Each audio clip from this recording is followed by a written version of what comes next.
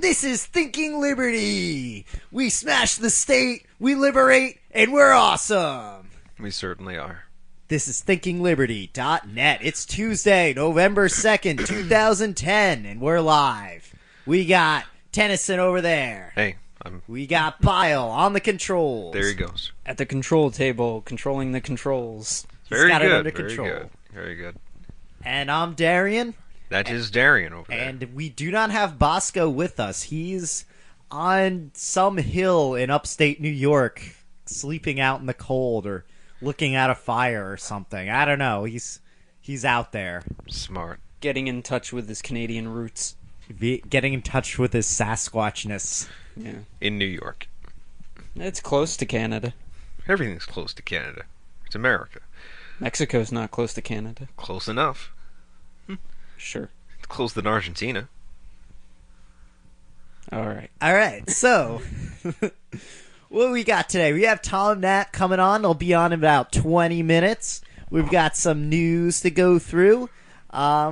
But first, let's talk about this arms deal. We kind of missed this last week. What arms deal there?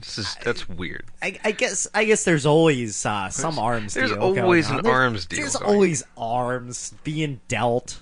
But apparently the largest in U.S. history has been set up, $60 billion. $60 billion. Imagine that. Imagine what I could do with $60 billion of weaponry. What would you do with $60 billion of weaponry? I'm not really sure, but I mean, this is actually being sold to a country that is such a great place in the defense of freedom, Saudi Arabia. Yes, they're selling it to the government of Saudi Arabia, the royals over there, because Saudi Arabia is kind of where the terrorists from 9/11 actually came from, and so instead of doing something about Saudi Arabia or the Saudi royal family or the Saudi propped-up terrorist regimes around the world, they decide to invade countries that have nothing to do with them. But don't worry about it. The Saudi government is getting more money. They're now, getting more weapons. The Americans are giving them the largest arms deal ever. Not a hand deal like you would get in a game. They're getting a whole arm deal. And not just a little bit. $60 billion. That's 10 zeros. And so Saudi Arabia, not only is has a royal family, occupying it, and obviously a lot of Western influence that angers people who become terrorists. There is also, apparently, if you look up on Wikipedia about women's rights there, it's apparently the only country in the world where women are legally forbidden to drive. Why would they even do that? I mean, seriously. I know a lot of really good women drivers, and I know some not so good women drivers. But just because there's a few that aren't that great, does that mean you got to ban the entire sex from doing it? Well, obviously it's sinful. If women are driving, next they'll start having autonomy, and then I don't know. They might be something other than toys for rich men. I don't know. Yeah, but women drive in Iran, and they used to drive all over the place. Is that really what's going to... I figure that they might take a look, but then again, they don't really look at Iran because they're a bunch of, they worship the wrong way. They might say they worship the right way, like how the Catholics do, but they don't worship the right way. Yeah, so not a good thing. This is something that it's part of the U.S.'s influence on the world. The weapons they sell. It's not just that, okay, we're selling you stuff. It happens to be stuff that you can use to kill people easier. It's also when there's an arms deal, it's something that is a partnership. It shows that the two governments consider their interests to be linked, and it's obviously very good for the defense contracting companies. Especially for Raytheon. I mean, Raytheon in particular is going to sell up to $4 billion in arms there. That's, how much is that? 1/15 of the entire amount? This will be great for my stock portfolio. I know, you invested in Raytheon? No. You really should have, though, because they've been making money hand over fist. They've been making money like Apple's been making money, kind of. But and Apple's been making just gang banging money. It's pretty crazy how much money they're making there. So you approve investing in death-dealing companies? Well, if you want to make money quickly, then that's the way to do it. It's a time of war. You invest in these people, or you could do like our sometimes friend Jim Davidson does, where it's just divest from death, where he decides don't ever invest in any of these companies. These companies actually, contribute to the military-industrial complex, the people who will eventually enslave you and probably are working on that right now. Don't put money in them. Don't give them any money. Don't deal with them. Don't promote them. Don't do any of this stuff. So you could make a little bit of money, but we're not Homo economicus here. We don't just do things in our pecuniary interest. All right, so obviously another major recipient of U.S. arms would be Israel. So that's you see how this has an influence on the world. And when people talk about imperial blowback or terrorism being inspired by the idea of occupation or undue foreign influence, I mean, here's some foreign influence. The U.S. obviously very happy with the Saudi government, and obviously this is going to be an impact because they're getting weapons from them. So I don't even know if they really support the Saudi government, more that they see that they can strategically support their long-term interests, apparently. So they need access to oil, they need access to the Gulf, they need access to some of these ports, they need places to put their troops, they need friendlies with the actual Muslim nation, and you can't get much friendlier with the Muslim nation than the people who have Mecca right there. Then deal with the Saudis, deal with the Saudi royal family. If you were the United States government, embodied in one person, this is what you would do. It's in your self-interest to do so. Well, that's I guess that's how nations exert their power. They find someone who has something that they can deal with, and if it's easier to buy them off, they'll do it. If not, they'll attack them. But it's just, I think it's just really incredible how the U.S. government says, "Oh, we're fighting for freedom around the world," and all this stuff. But I mean, you see who they cozy up to doesn't necessarily correspond with being a freer country, and this has been true through history. It's just whoever it's in their interest to work together with, and like Saddam Hussein, he shook hands with Donald Rumsfeld. He was our dude when Iran was the bigger threat, but then when Iraq went into Kuwait, then he was not our dude anymore, so we had to go after him. Well, with the U.S., there's a CBS clip with Donald Rumsfeld there going and shaking hands with Saddam Hussein. And yes, it certainly does show that the United States was at least on some friendly terms with him. But this was right after the what do you call it? The gassing attack, the one that he was prosecuted for eventually when he was sentenced to death. And the Reagan administration sent Donald Rumsfeld over there. They said that Donald Rumsfeld has to deliver a message to our allies, Saddam Hussein, so that don't use these weapons anymore. That was essentially what they were doing. Still, they were going to sell him some weapons, and he needed to, stave off the Iranian theocracy. So this is kind of the way that they have to play it. So if you wanted to be a real sympathizer to the to the American hegemony, this is how you would have to look at it. Think of it as if you were the king of the world for some reason, and you got Of course, you deserve to be the king of the world. Well, everybody should just listen to you. Yeah, I mean, the whole question about desserts, we can come up with reasons for that later. But right now, that you're in this position, and so think about you in a position, king of the world, and you got a bunch of real bad guys out there, the rest of the court, who are thinking of maybe we could take the king off a peg or two. And you got a lot of allies around the world. You got a lot of money here. You got a lot of guns over here. Well, it's time to start making some plans here. These guys can't stay around here. They can't do these things against me. I think we're gonna have to try and stop them. And so this is how we play it.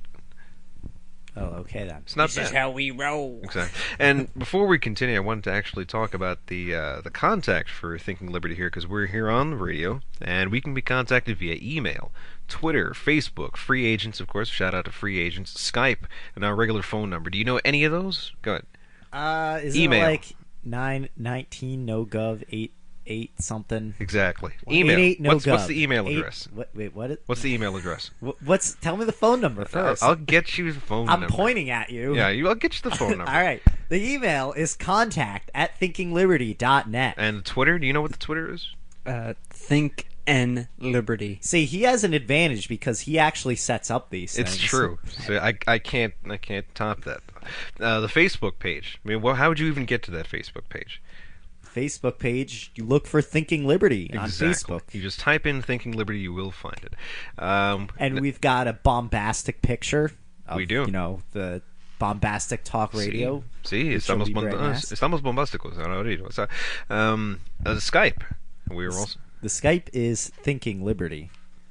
just Thinking Liberty, I believe not so. not Think and Liberty or anything cute like that. Pretty sure it's Thinking Liberty. All right. Yes, it's Thinking Liberty. This one's Thinking Liberty. We got that one. The phone number, of course, is 919-88-NO-GOV. Yeah, I knew it. That's what I was trying to say. It was 919-88 Or no go. 919-886-6468.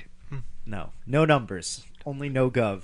Okay. Except for the other numbers. This is all that that he you have to dial. This is all that he thinks about, the non-mathematical Darian over here. No numbers. there's Only no no numbers. gov. No gov. Only reality. Oh. No numbers. Just no you gov. can't count Yeah. anything. He doesn't care about numbers or letters, just no government. That's all he cares about. No government. So what else are we going to talk about here? Do we even have a guest coming on today? Yeah, we got Thomas Knapp. He's going to be on. We'll give him a call in a few minutes here. But he's, of course, involved with Center for a Stateless Society. And before we go into that, I just want to point out that if you are a student, you can get help going into the Center for Stateless Society's Stateless U in the form of a scholarship that pays for the nominal amount that you have to go in, that you have to pay. So check that out at studentsforliberty.org. Also, I had a article go up at Center for Stateless Society. What's that thing called? Article. Yeah, I'm thinking of the Peter Griffin thing where he's waiting for the game. He's like waiting to get this game won. His team. He's like, no, please help out, God. That's what it was. He has no idea who this is. He's never talked to this person before, but he's like, okay, now we'll say. Yeah. Or Homer Simpson when he's about to drown, he's have a cherry picker that's driving into a lake and he can't get out of this thing. And he's like, I haven't talked to you in a long time. You need to help me out wherever you are. Please save me, Superman. Yes. Yes. That's exactly what just happened. This is exactly what this is like. I don't even know how we got onto that tangent, but continue. It happened as with a lot of tangents, with one of us messing up and the other people not letting it go. We don't mess up. That's how this show works. Everything's planned. Yeah. There's nothing ever down to the second. We're just reading off a big monitor here that's projected onto Bile's living room wall. But actually, Our corporate masters who pay the bills has Yes. this big script. The We spend the all coctopus. we yes, spend that's all exactly week what I was working going on to it. say. This is coming up on the big board over there. Is actually a mention of the board where we have to draw penises and octopuses and things. oh, that's in the corner. Yeah, we gonna put anything on that? I don't know. Well, Laura's not here. She went out to Target, so So right. there's not going to be any penises drawn on stuff. at least well- not right now. Not right now. Well, All right. I think I'm happy about that. So All right. But at c4ss.org, the Center for a Stateless Society, that's where you find Stateless U, and that is where you'll find a recent article I did, A Trick and a Treat. Uh-huh. So check that out. It's basically about how government's supposed to do all these things, but it doesn't do that good of a job. And what's the treat is that when people come together in communities, it's not really as dangerous as you often hear about. Not every one of your neighbors is out to molest your children. So keep that in mind. Damn it! a trick or a treat. That's something topical, right? Yeah, I guess it has to do with Halloween or something. Yeah, that's right. Halloween just came by. Just came and went. It was, how was that for you? That's all right. Yeah. How about you? It was fine. Yeah. I dressed up as Sid from Maniac Mansion. Oh, I see. Laura's idea. Leather jacket, glasses. No, pretty much what I wear to work: black pants, black shirt, glasses, and a skinny yellow tie. Yeah, and by glasses we mean sunglasses here. Yeah, not, sunglasses. Yeah, he doesn't look like Egon. I mean, like he's wearing sunglasses. Yeah. And you were dressed up as some reporter, was it? I think his name's Indiana Jones. We think his name is Indiana I Jones. think. He didn't. I wasn't gonna put that much effort into a costume he's that I was not wearing. putting but effort into I anything trimmed my anymore. beard, so that alone there is like. Yeah, you probably shouldn't have done that though, because I think Indy had probably more spike than you did. More what? He's No, the he had hair's a stubble. bit more prickly than you had. I don't know. I'm only going by pictures that I saw on Well, Facebook. he didn't have a full beard, Yeah. so So, I don't yeah. know. I- It was all right though. But Indiana Jones there almost got killed by a ninja. It looked like. It happens. Yeah. You know, things almost kill him Yeah, But they don't. yeah. because But- he's Indiana Jones. But apparently, Indiana Jones and the ninja became friends at the end. So, Oh, this is good happy ending. yeah. Oh, You don't Indiana even know what I'm Jones talking always about. needs an exotic woman. There we go. Sometimes more annoying. The one from the second movie is just really annoying. Oh, Like, yeah. yeah, Yeah, and speaking of the She's- ninja, where is Helen tonight? she's busy. Oh. Well. Not here to help Lore draw penises on things. You know. Exactly. It's- Oh, but I hear she's got a comedy thing coming up, so looking forward to that. yeah. She is very funny, so you should. Anybody else, we should just believe us, because you're not going to come out to the show. I'm just saying, no, you should just believe me. All right, so I think we're gonna head into break, and when we come back, we're gonna have Thomas Knapp. You want to hear Thomas Knapp? He's the media coordinator at Center for Stateless Society. He's at Rational Review News. He's been a libertarian for quite a while now, and Did you say snap? Snap? Sound like you said snap. When did I say Snap? You're saying his name. Thomas Knapp. Oh, okay. Now you put a little more breath in the middle there. So. Do I have to like space out all my words like with a huge pause, like Try dot it. dot dash Try dash it. dash Try it. dot dot dash full stop? Try it. Let's go to break. Screw Okay. this. Okay.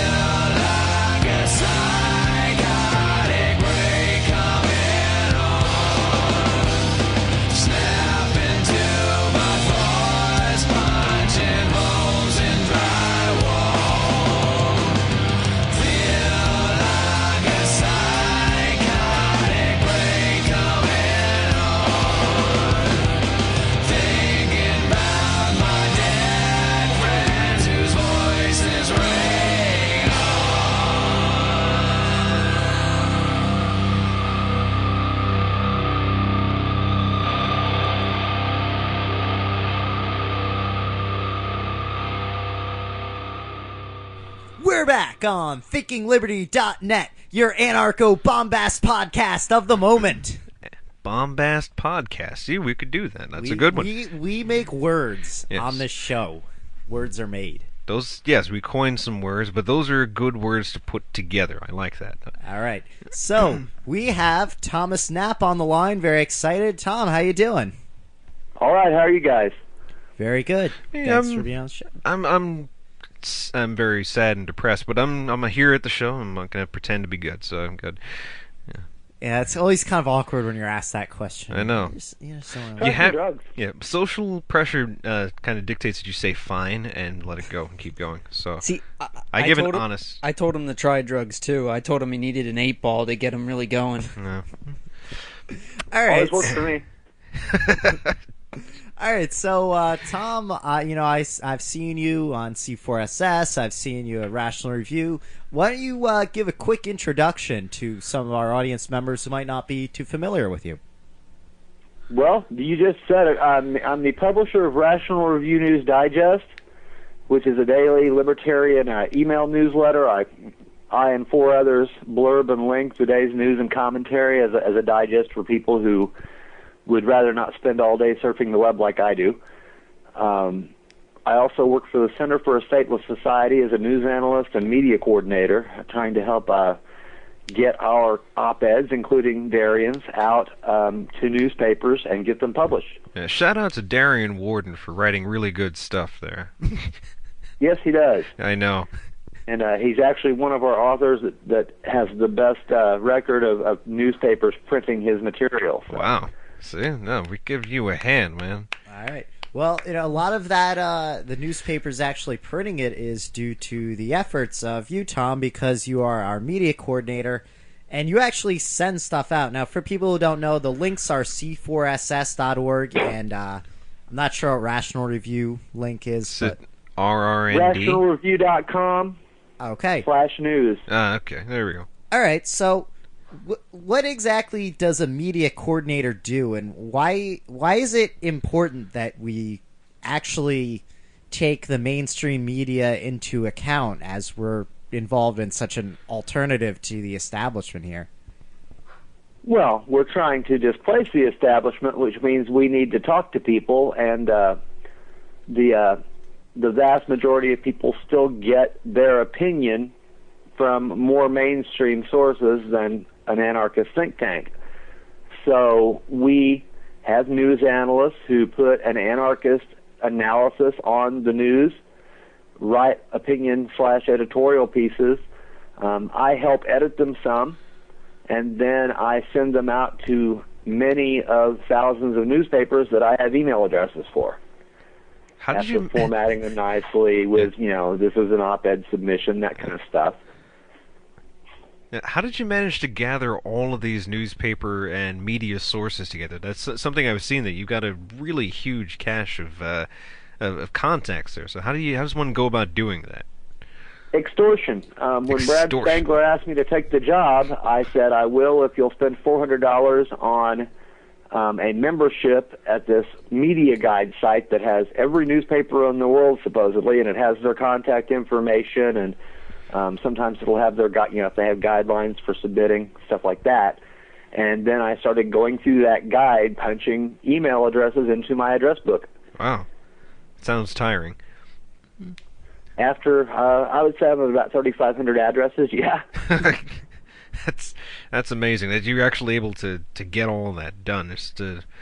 And it works. Apparently, it actually works. So, wait, Darren, what are you thinking here?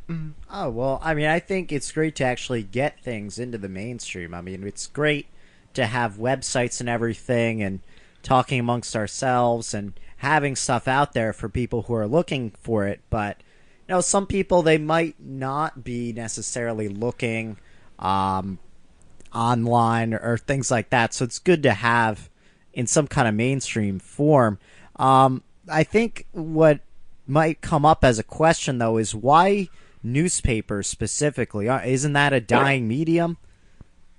Well, newspapers have web editions as well. Most of them do.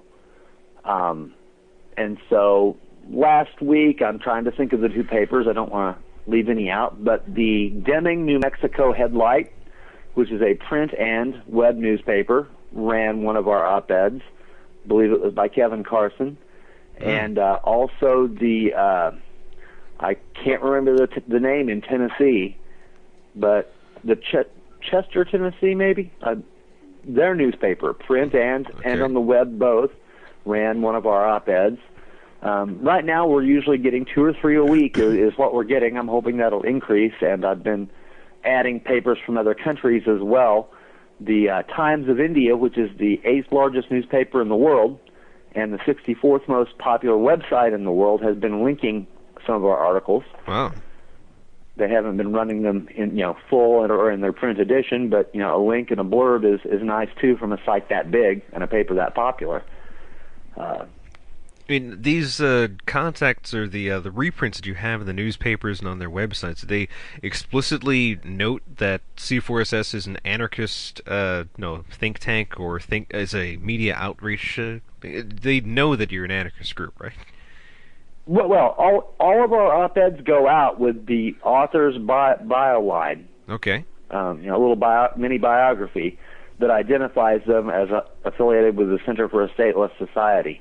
Okay. Some of our op-eds are, all of our op-eds try to be explicitly anarchist within the context of talking about current events that people are interested in, whether it's an election or a policy issue or whatever.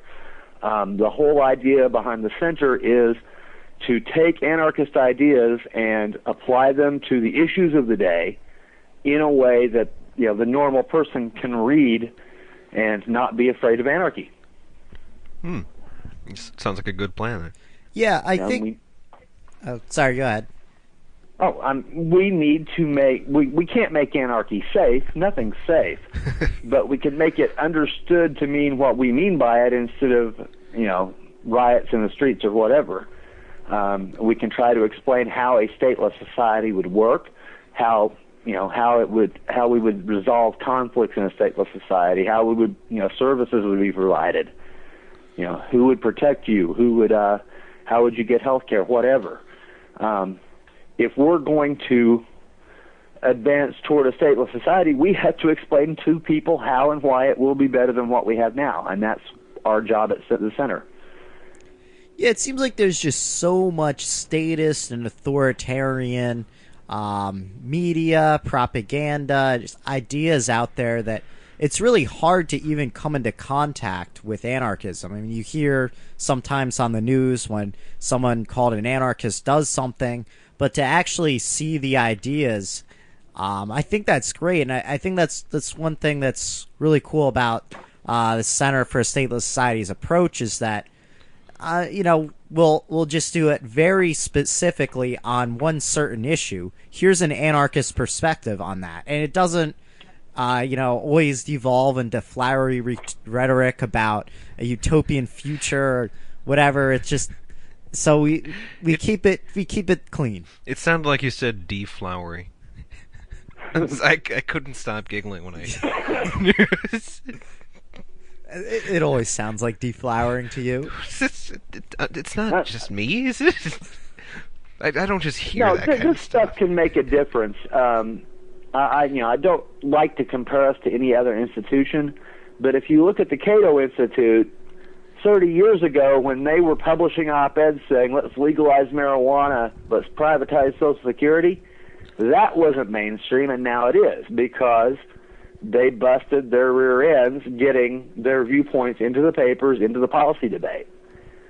All right, so when are we to get some billionaire to pick us up and pay us a lot of money then? Oh, that would help. The last time I noticed, I believe that Cato's annual budget was about $18 million a year. I'm not sure ours has hit $18,000 yet. We'll get there. So, obviously we have a smaller funding basis, but I think we're doing a lot with what we have. All of our news analysts, don't get paid a lot, do get paid. I get paid probably more than I should be, but not, I would not call it minimum wage. That's, if it's very modest as of many you. hours as the job really called for. Right now I really only put in about 20 hours a week. I probably could put in 50, if I had them. Yeah, that's pretty amazing, though. Let's see. Well, I just want to say, so we're talking about media here and how it's so important. Do you have any tips or suggestions for people who, listen to the show? Maybe they're anarchists, maybe they're some kind of libertarian, but they want to get their message out there. How is that something? What suggestions do you have for that? Well, if you're trying to do it through newspapers, look at their guidelines and meet them. They will tell you. Letters to the editor, keep it to 200 words. Make it short, make it simple, or whatever word links they call for. Try to keep your letter or your article down to 2 or 3 arguments, very specific arguments that you're making, and make them as hard as you can. Land punches with it. Don't wander, and you'll get published. One of the things that people don't know about newspapers is they don't shy from controversy. They love it because it sells papers. When I first started doing the whole op-ed thing, long before the center, back in the early 90s, my local newspaper had a policy of only publishing 2 letters from any one individual per month. They published 2 letters from me every month because they knew they would get 10 phone calls and 5 letters about what a weirdo I was. And that people would pick up the paper wondering if there was a letter from me in it that day. I eventually ended up on their editorial board because I helped sell papers. I wrote controversial stuff. I wrote stuff like, methamphetamine should be legal, and we should let people sell their kidneys. And some people liked it, some people hated it, but most people seemed to, want to read it. Oh, that's good. It's better than the opposite, though. It actually kind of reminds me of Hunter S. Thompson, how he would just do such outrageous stuff and write things that were just, so out of touch with, I guess, the mainstream, the establishment. But he could do it because he was good at it, and people would read it. So I guess that's something, and the radicalness, the controversial nature of some of the things that we're saying can actually be used as an asset if we're good enough at selling them, at talking about them, at writing about them. That's the hook that gets you published. The flip side of it is, once you're published, it has to be convincing. It doesn't do you any good if people read it and, don't get it. But I think we're reaching people, and I think hopefully there are some anarchists out there that weren't anarchists until they started seeing material from the center. And maybe some people who have a better understanding of anarchism as well, and they're better able to explain it to others, who then, are more likely to become anarchists. So it has like a self-cascading effect then. Snowballing. Yes. Hopefully. In all the senses available. All right. Something, do we want to move away from C4SS, or would we continue on this track here? Well, I just wanted to say, we keep saying anarchism now. We've said what we mean by anarchy many times on the show, say, no rulers, etc. But maybe someone didn't hear those podcasts, and since we have Thomas Knapp on, what is your take on anarchism? How would you explain your anarchist views to someone who's not too familiar with the idea? I'm what you might call an ecumenical anarchist. I oppose the state, and by the state I mean a coercive monopoly on force within a geographical area. This organization that claims we've drawn these imaginary lines on the ground, and inside them we say what can happen, and we're the only ones allowed to use force to determine what happens. That's what I want to get rid of. All right. Okay, and I'm sure that you think there are implications for the way society would function. Obviously, you must think it would function at least as well to be an anarchist. I imagine it's not just out of just you decided that randomly. Why are you an anarchist? That's always a good question. Like, why this instead of, say, something else, some half measure? Well, low estimates, and I'm basing this oh gosh, I can't remember the guy's name, and that's awful because I should. Did some work at the University of Hawaii on governments, how they kill people. Oh, yeah. And he was very narrow, just outright murder. The Holocaust. Hummel? Yeah, it's Hummel. R.J. Hummel. Rudy Rummel. Rummel or Hummel? Is it Rummel? I think it's Hummel. Rummel. Hummel? Let me look it up. Rummel. It's Power Kills. Yeah. All right, but You go know, on. and he was just talking about like the Laogai camp system in China and the Rummel. Gulag and the government just flat out killed them. Probably 170 million people in the last 100 years killed by government. And that's not counting the guy down the street who's waiting for a medication that the FDA hasn't approved yet and keels over with a heart attack because he couldn't get his pills. Or the cancer patient who can't use an experimental treatment. Or the guy who's busted for marijuana and then gets his head busted in jail and dies. Government kills people. That's what it does. Now, are people still going to die if we don't have the state? Yes, but at least we won't have this organized machine that in some cases is dedicated to people and in other cases just does it through negligence or bureaucracy as a side effect. All right, so Thomas Knapp is against death machines. There we go. That's it. Now, I consider the state a death cult. It's like we're going to quote you on that. Thomas Knapp is against death, murder, and war. Imagine that. All right. So, now something that you brought up to me or mentioned before the show, Tennyson, is the WikiLeaks model. How WikiLeaks, I guess they're kind of an alternate organization, but they're able to use mass media effectively.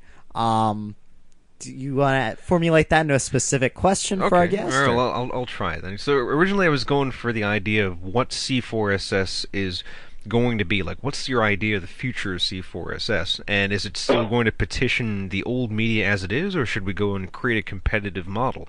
And if we're going to create a competitive model or continue working with the old media, is Julian Assange the way? Is what he's doing now really the model of what we'd like to see in the future? Well, now I think it's a couple of different things here. You know, the Center for a Stateless Society is a media center, and our mission is to address anarchist ideas to the mainstream media. Right. WikiLeaks is an organization that exists to allow whistleblowers to divulge information. The center has been very supportive, rhetorically at least, and I know I've donated money to WikiLeaks because they reveal government secrets, and that's a good thing. In theory, government rests on the consent of the governed, and so how could government possibly have a right to keep secrets from the people it expects to pay the bill? So I think WikiLeaks is the best thing since sliced bread, but what they do is different than what we do. True. But they reveal the information, and they do work with the mainstream media. They make sure the mainstream media gets it. Exactly. But they have a very narrow focus on what does the government not want you to know. Send it to us, and we'll make sure it gets out. Right. See, my point in bringing up WikiLeaks is that prior to WikiLeaks' existence, people would have imagined that the mainstream media was the vehicle that you'd use to actually leak documents, and if you were a whistleblower or in a government agency or some other privileged position, they would be the people to go to. But instead they're bypassing that media entirely, and they're going to WikiLeaks instead. And WikiLeaks not only shares the information with the old media, but they have become the story themselves. They are the source now. They are the things that people go to. And so I'm wondering whether or not this kind of thing is what we're going to be seeing in the future.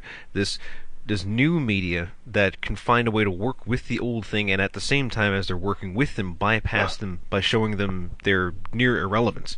Because they're not even being sought out for these reasons anymore. It's something else entirely. Well, WikiLeaks is something that it had to happen. It was an emergent phenomenon from the way the Internet works. Right.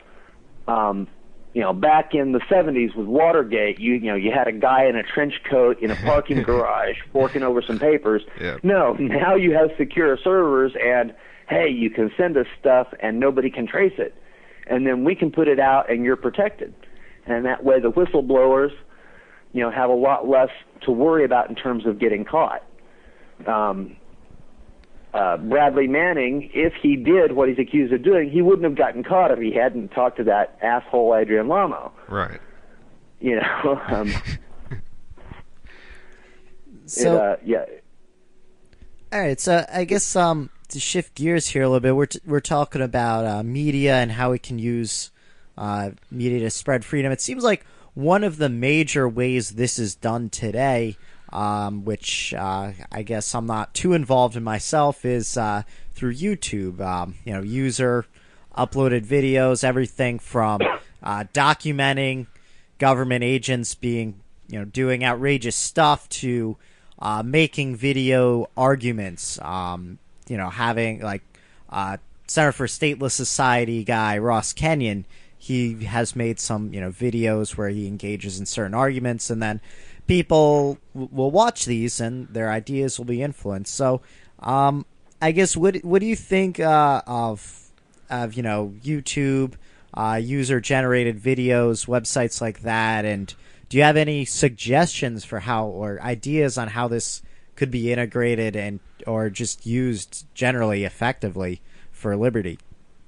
Well, I think that other media than print are great, but I know almost nothing about them. I've been writing newspaper writing since I was 12 years old, so 31 years now, and that's always been my focus, is putting words on a page or on a screen. Your video guys, your podcast guys, you guys are great. It's an insanely great medium. As you can tell, I don't have the best voice in the world for TV. I'm ugly. Oh gosh. So I stick with print, and I hope that the center will find ways to incorporate audio, video, whatever new technologies come in, into its messaging as those mediums develop. Our job really isn't to develop new media types; it's to develop product to go on whatever media type is popular. Okay. But you look at streaming video, Overground Railroad's a show that I'm very fond of, over on Ustream, and so you have live video casts, you have your podcasts. They're all wonderful things. I hope the center gets involved with them. If I can find a way to be involved with them, I will. But I'm just, personally, that's not my focus because that's not what I'm good at. All right. I want to bring up a comment that is in the chat room right now. We need a C4SS UK or something, the same type of thing, but relevant to the UK. Yeah. We have some. Yeah, one of our UK chatters seems to bring up the idea that we need in every country, but particularly in the UK, I think that would be a good idea as well. Well, I don't know how the center will expand its operations in terms of having different nodes. In terms of media push, I've got about 100 UK newspapers in my database right now, and I'm starting to get op-eds out to them when there's something that's applicable, when something that's relevant in the UK. And that list will continue to grow. Yeah, I mean, I try to write things internationally. Actually, I try to vary up my my editorials, look at what I've been doing a lot of, and then try to do something a little different. I mean, just as someone who's lived in the U.S. his entire life and has been focusing on that, I'm just not as familiar with UK politics, so I guess it would take me longer to make the same quality product, but it's certainly something that we should look at different. Well, hopefully, as we grow and we add new news analysts, we'll find people in the UK, in India, in Australia, Japan, Philippines. I'm developing media lists for all these countries. And hopefully we'll find people that can also do it in languages other than English. That's been a bottleneck also. I've been concentrating on countries that have a large English-speaking media because we just don't have the resources at the moment to translate C4SS pieces into Pashtun and into Tagalog and into German or whatever. So I'm doing the countries first that have large English-speaking populations, have English-language newspapers, But eventually, I think I believe we already have some subdomains on C4SS for Spanish translations and possibly French, and some volunteers working on that, but I'm not sure. Okay, yeah, I mean, it's certainly But, eventually these ideas have to be promoted more and I internationally. believe, Darian, you got that note from me a while back to all of our news analysts. Hey, if you can write something that's not peculiar to the U.S., do it. Because I have 300 Canadian papers. I have 254 papers in Australia. I have 44 papers in India. One of our pieces got picked up a few weeks. There's an English daily in Dhaka, Bangladesh. They ran one of our op-eds. And it was something I felt comfortable submitting to them because it was on a worldwide issue. I think it may have been WikiLeaks, as a matter of fact. Oh, okay. Yeah, maybe I should write something for C4SS. I wonder if I should.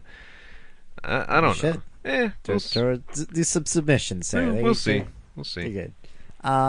So I know you wanted to talk about your ex-voter project, but before we get into that, we've been kind of, I guess, leading the conversation. Is there anything really on media and I guess mostly written media that you really want to get across to our listeners before we head on into a new topic? Excuse me. I guess the only thing would be that, people think that they can't write and get into their newspapers. They can. If you go to C4SS and look around, I wrote a book on how to write an op-ed. It's called Writing the Libertarian Op-Ed. I actually wrote it before I was an anarchist. Wow. And it's about 25 pages, and it explains to you, here's how you write something and get it published in a newspaper. It's not hard. We're running seminars once a month now called Op-Ed Boot Camp, and it's not boot camp. I'm not going to yell at you. Do you get free boots? I was No, a it's Marine camp. Corps, but I was in the Marine Corps, but I was never a drill instructor. But it's a 2-day, and you don't spend all the 2 days. It's kind of a conference call on Friday night, and then you write your rough draft, and I look at it and help you fix it up. And then on Sunday you submit it to a newspaper. If you want to get anarchist ideas into your local newspaper, you can, and we'll help you. It's not hard. It's a little bit of learning, and that's learning that can be done. Let me move to another room. My son is turning on a video game. Oh, that's what that is. It's like, He's a little anarchist Yeah. himself, and even say though hi I to told him us. he needed to be quiet, he didn't listen. yeah. What's his name? Liam. Liam. We'll say hi to Liam then. Hi, Liam. Hi, Liam. Hey, Liam. Say we're all saying hi. All right, go play a game. The guys say hi. I hear him. Okay. He sounds cute. All right. Oh, we're about 10 minutes to the hour, and I wanted to remind everyone here we're talking to Thomas Knapp here in Thinking Liberty. So, Tom, something else I wanted to ask you is, other than C4SS, what's taking up your time these days? Is it really the ex-voter stuff, or is it... No, what's your focus? What else is out there for you? Well, I put in about 30 hours a week on Rational Review News Digest, and I have for 8 years. This December it will be. Wow. That we've been publishing. 20 hours a week for C4SS. That's sometimes more, sometimes less. I was sick a few weeks ago, and took a week off, basically. And then I'm working on the ex-voter project. Until August, I did a lot of work with the Libertarian Party, and left the party in August. Yeah, what was up with that? I was going to ask, I had sets of questions written down. I was going to say, to LP or not to LP? And it seems like for a long time your answer was, yes, let's work in the LP. Whether we're limited statists or anarchists or whatever, we should be working with the LP, in the LP, to win, or to at least educate people. It's what was your argument for being with the LP, and then why don't you think that works anymore? Well, it doesn't work for me anymore. Okay. I finally decided I wanted to work in anti-politics as opposed to politics. Okay. I decided that electoral politics wasn't going to get the movement where it wanted to go.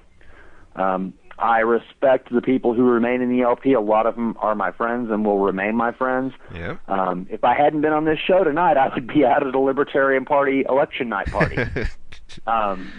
drinking a few beers and hanging out with them while they watch their 3% and 2% and half of 1% vote totals come in. Wow, 3%, that's high.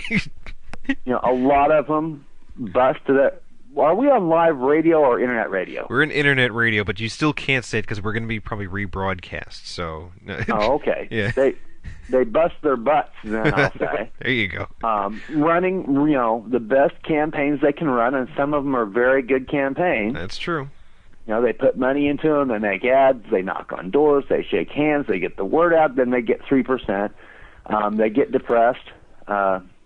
I did that for 14 years, and I won't say I got depressed, although I didn't like the direction that the party was going in with Wayne Allen Root and the National Party, yeah. Well, turning into Republican light is what most people would characterize it as. I'm not going to argue about it.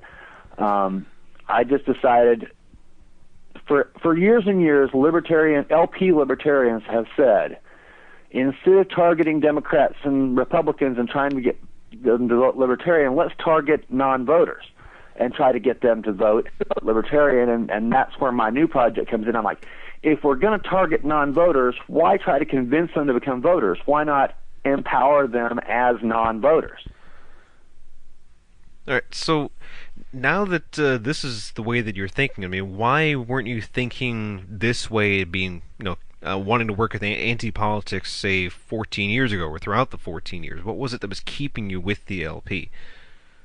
Well, I mean, I've always been torn. As I became more convinced of anarchism, that had something to do with it. I started off in libertarian politics as sort of almost a Republican light myself, and a soft minarchist who just wanted, smaller government, lower taxes, that kind of thing. Right. So I was very comfortable with the Libertarian Party at that point.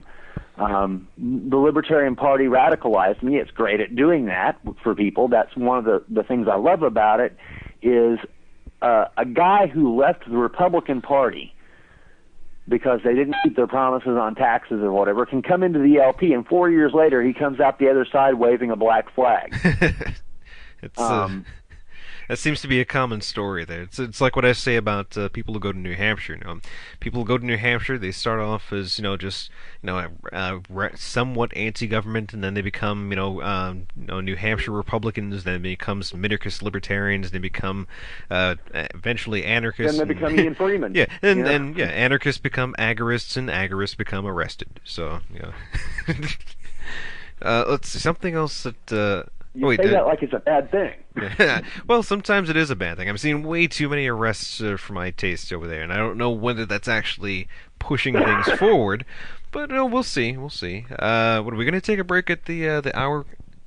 I don't know. Well, we didn't really talk too much about this ex-voter project, so let's start on that before we. What is the ex-voter? Yeah, okay. We'll start on that.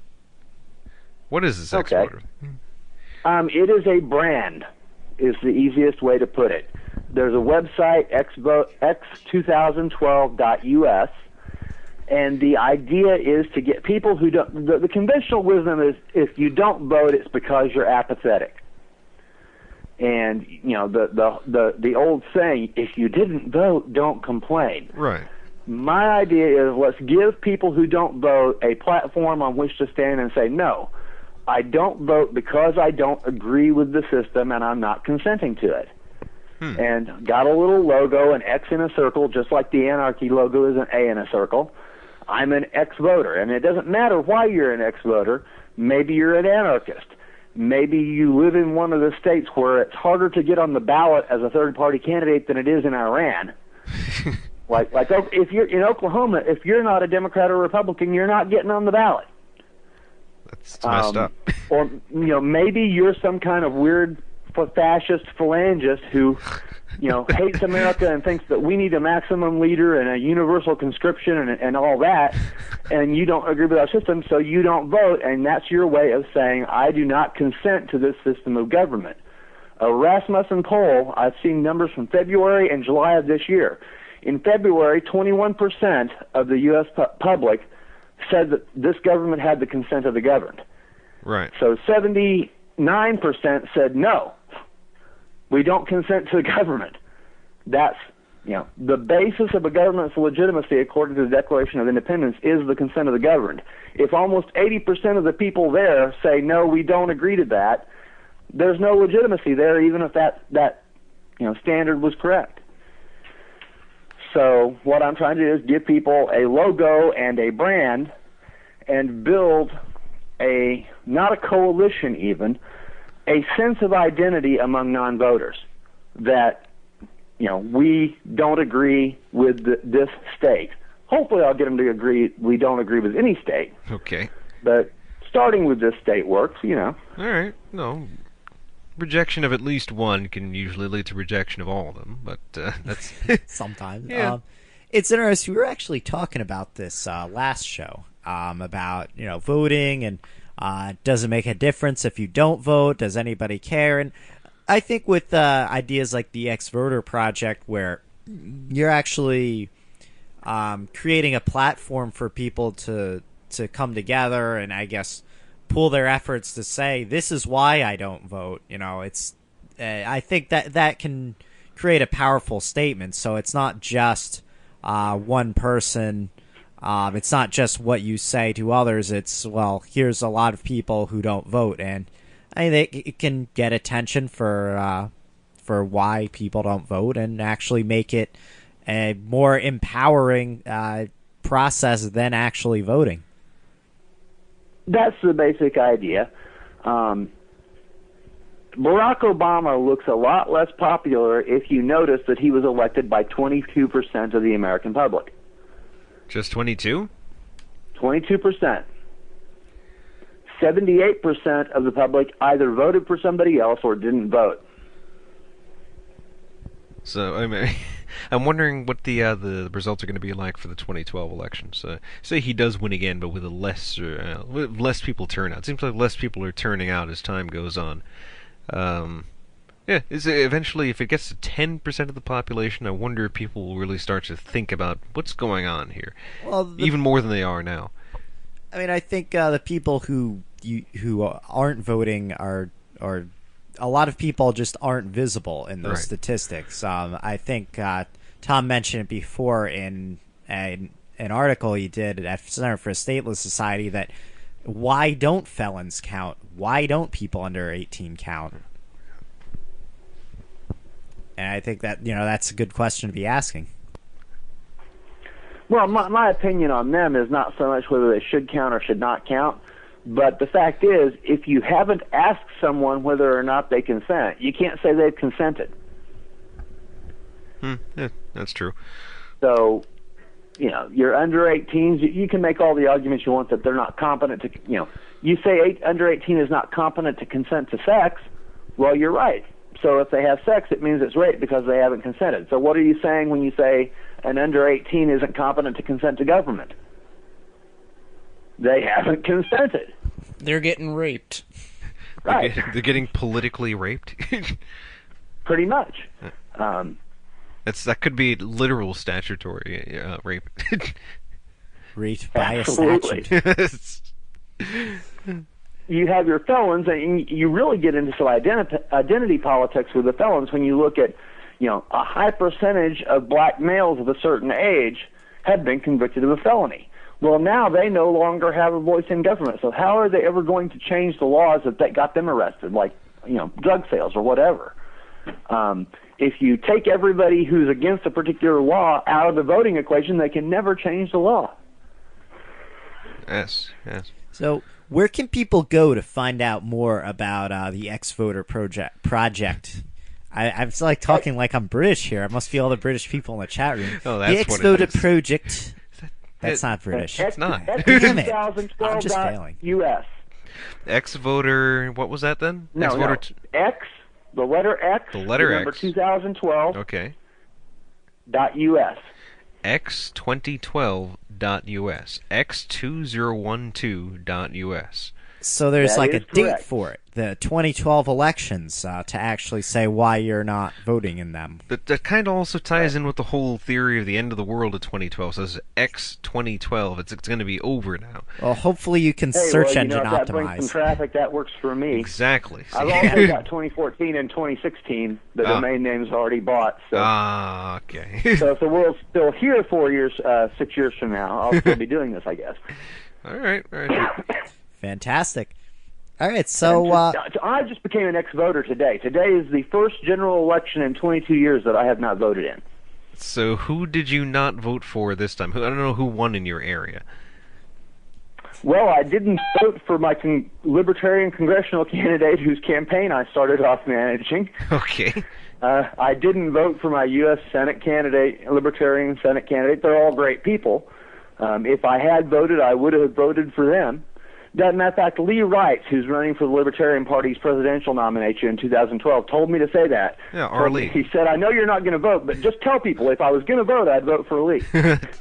Yeah, Arlie's funny that way, isn't he? Yeah. Let's so see. congratulations. Maybe you will continue to be an ex-voter. We'll see how things go. Now, just a quick question on this topic: would you vote for or against a ballot initiative like in California? They Prop have 19. They have that prop, the prop against marijuana. How about question 3 in Massachusetts? What's I that? had to think hard about that. We actually had a ballot measure here in Missouri that would get rid of the earnings tax in St. Louis and Kansas City. Wow. And my wife works in St. Louis, and they take 1% of her income as a city income tax. Sounds like a way to encourage And- businesses to move just outside the city limits. Right. This new measure, what it would do is it would allow the city residents to vote on whether or not to keep that tax, and it would prevent any other city from doing the tax without a public vote. I would have voted for it if I'd voted, but the way I figured it is, at this point, when it comes to voting, I'm kind of like an alcoholic, and, telling myself I can have that one little beer is probably a bad idea, so I just stayed away from the polling place. Yeah, this is the first year I haven't voted either, so, yeah. Well, I didn't even think about it, honestly. Yeah, neither did I. I Yeah. just, it's Tuesday. I got the show to prep, and I just moved to the area, so I didn't even know where the polling places were. No, if you go on Facebook, they actually have a thing there that tells you where your polling place is. So does Google. Yeah, look at that. Facebook and Google want you to vote, too. It's a conspiracy. It's a conspiracy, as you might say. Conspirate. Conspirate. Tom, I have a question about X 2012. So, do you have any metrics to prove to you that this is accomplishing anything? Because obviously, you have a goal. Do you have any way of seeing whether you're getting closer to that goal with X 2012 or any of the? I have huge goals with metrics to match them. I don't know that I'll meet them. My goal is to have 10 million self-identified ex-voters by 2012, and 1 million who display a sticker on their car or a logo on their website, the ex-voter logo, to promote it. Am I going to make that goal?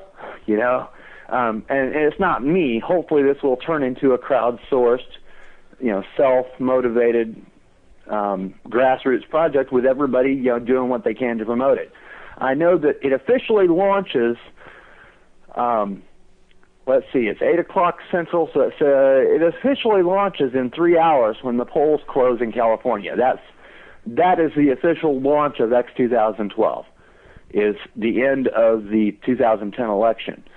We've already got about 200 Facebook-like people.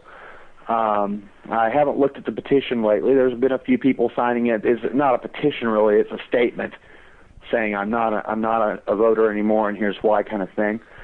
I'm happy so far. It's been active really for about the last 36 hours. This is the first media appearance is here on your show. The press release goes out here in 3 hours, and then we'll see what happens. A press release and everything. Wow, that's professional. We got a press release. The media tour so far is your show and another radio show next Monday. I'm hoping to book some more. All right. Well, we thank you for the privilege. Thank you for having me on. And mostly I'm hoping that the other people will say, hey, that's a cool idea, and they'll put the little logo on their website, and they'll tell their friends about the site, and talk to their friends about not voting and why, and see what happens. All right. There's basically 200 million non-voters in America. That's my market. Even the people that I don't convince to become non-voters. There's already 200 million plus people who don't vote. And all I'm trying to do is give them like a Nike swoosh on their shoe or a Chicago Bulls logo on their jacket. That's what the ex-voter thing is. It's a way of them saying, no, I'm not voting because I don't care. I'm not voting because I disagree. Well, all right then. That sounds like an ambitious project, and we hope you are successful in that. So this is Thinking Liberty on thinkingliberty.net. We've been talking with Thomas Knapp about using media to further liberty, and then about his recent ex-voter X2012 project. So, Tom, thanks a lot for being on. I had a great time talking with you. Is there any concluding thoughts you want to get in before we head into break? Are there any? Just thanks to you guys for having me on, and Darian, thanks for everything you do at C4SS. All right, awesome. Now, what are the websites? I know there's c4ss.org, rationalreview.com/news. That's correct. All right. And then x2012.us.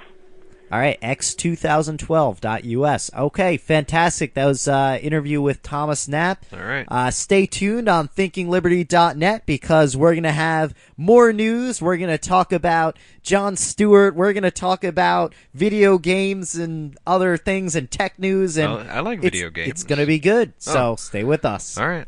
Sounds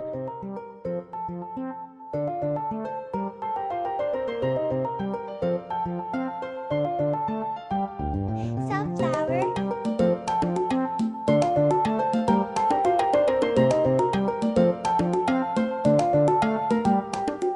1, 2, 3. There's a zombie on your lawn. There's a zombie on your lawn. There's a zombie on your lawn. We don't want zombies on our lawn. I know your type, tall, dark, and dead. You wanna bite all the petals off of my head and then eat the brains of the one who planted me here. I'm just a sunflower, but see me power an entire infantry. You like the taste of brains, we don't like zombies. I used to play football. Football, Well, don't protect my head. on his head, I have a screen door shield. your shield. We are the undead. There's a zombie on your lawn. There's a zombie on your lawn. There's a zombie on your lawn. We don't want zombies on our lawn. Maybe it's time to reevaluate. I know you have a lot of food on your plate. Brains are quite rich in cholesterol. You're dead, so it doesn't matter. Instead, we'll use the solar power to make a lawn defense at any hour. I like a tricycle. Sickle There's powder on my head. on I'm gonna eat your brain. his head. We are the undead. There's a zombie on your lawn. There's a zombie on your lawn. There's a zombie on your lawn. We don't want zombies on our lawn.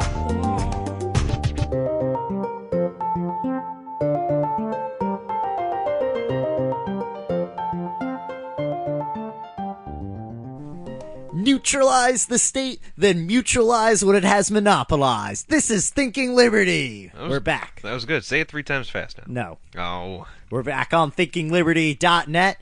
Now, I just want everybody to know that we had Thomas Knapp on. It was a fantastic interview. He used the phrase "huge." What was it in reference? Huge. Jay Huger? I don't know. He said he has like a huge goal. He has a huge goal. He's like a huge goal. And while he was saying that, I was just thinking of that scene in Monty Python and the Holy Grail where she's got huge tracts of land. Yes. I just wanted everybody to know that. I forgot to mention that while Tom was actually still on the air. So maybe he's hearing this now. Yeah, he just forgot to mention this thing that he was thinking about. I just forgot to mention that I was thinking about boobs. I know. It's like, it kind of goes without saying, doesn't it? I suppose, but it's Thinking Liberty. The expectation is that Tennyson is going to be telling us about how he was thinking about boobs. No, I wouldn't say that. Sure. This is a serious program. Yeah.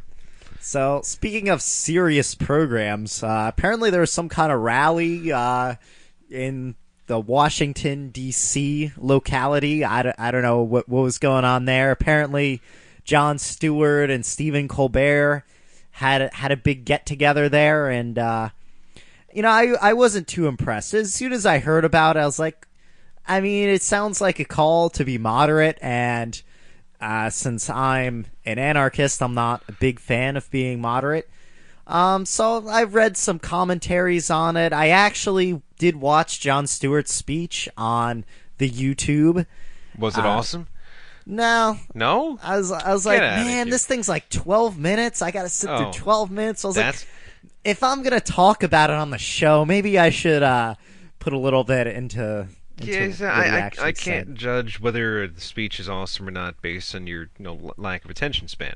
So I think I'm going to listen to it by myself, or I could talk to somebody else who was actually there. I got somebody on my private chat room right here, but we'll find out. All right, is that person in your private chat room going to call in with their thoughts? No. Well, maybe they can chat in with their thoughts. No, maybe later. I will talk to. Did you see this video? Is Obama Keynesian? No, I was unable to load that video. I think I have to do something with my cookies or cache or something on my computer went got wrong. Some expensive cookies over there. What? I don't know. What do you don't talk about me. Talk about the issue. Come on. So this politician now? This video I caught on dailypaul.com says this guy is at this rally. He's got a sign that says Obama equals Keynesian ? Well, the people there misread it as Obama equals Kenyan or Kenyansian. I don't know. Kenyans. That's pretty fast, right? So there. all these people who I guess were at least Obama sympathizers freaked out, thinking that this guy was calling him a Kenyan as like some random Tea Party person. Is rather entertaining. I know how many of these people were drunk when they saw that sign. That's what I want to know. Like, I think one guy was stoned, but other than nobody that, was drunk. Everybody was, very reasonable and calm, and they clearly looked at the sign and knew what they were talking about when they saw the.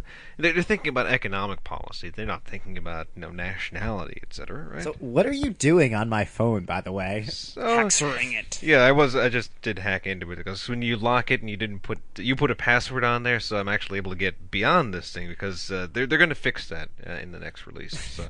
Wait, what? Yeah, so just things. Tennyson is 31337. There you go. All right. Elite Haxor, Apple Haxor. Yeah, I have a thing up on my phone that has almost exactly that too, but it's That's because exactly what? The 1337 because I need that for free tethering. Yeah, For free leading. for free leading. Speaking of which, apparently Google is they're doing bounties for people finding bugs in certain software. Oh, cool. And Dog the Bug Hunter? yes, and they apparently give 300 to 3,000. What is it? 31337 3,133 and 70 cents. Wow. as a Google has a sense of humor. I'll give them that.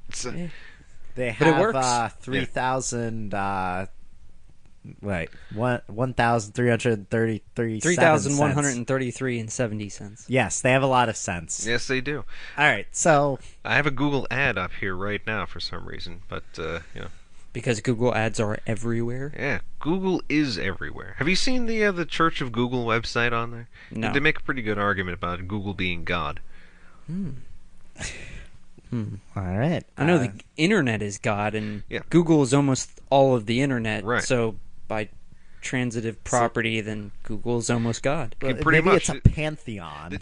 Yeah, it's more like a panentheist kind of thing, because it's in everything and it's everywhere. But it's just that, like the characteristics of the classic theistic God, that it knows everything, or at least most of human knowledge. It is everywhere. It's omnipresent, that kind of thing. It's omniscient, and it's not all powerful. It can't do everything, but 2 out of 3 ain't bad, and it's pretty close. Google is where it is. You can actually ask Google questions. It will give you answers, unlike some of the other deities out there, like Thor, for some reason, who doesn't talk.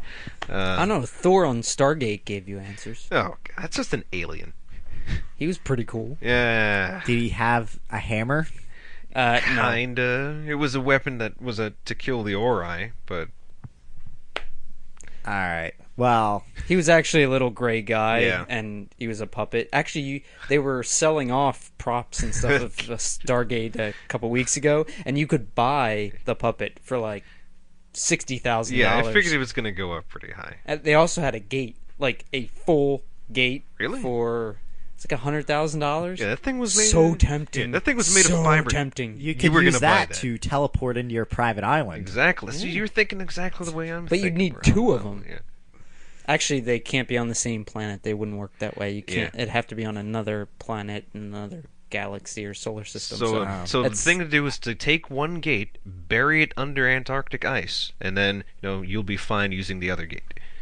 yes. Sure. So, What, you have not watched all 10 seasons of SG-1 and 6 seasons or whatever it was of Atlantis and no, 2 I just saw the seasons? movie. Yeah, and then for some reason the Soviets end up with your gate. Not the Soviets, I mean the Russians, because it's post-Soviet now, end up with your gate, and then somehow your gate gets destroyed, and you convince them to give them your gate. Well, they didn't really want it in the first place. I know, they're kind of crazy. What are you gonna do with a Stargate anyway? Exactly. Go to other planets. Rule the universe. It's a really kind good of. show. It's a very good show. I gotta admit. I mean, at first I wasn't into it. I was like, I don't really care for Stargate. They took all the money that they were gonna spend on Farscape and then they put it into Stargate, and I was like, I don't.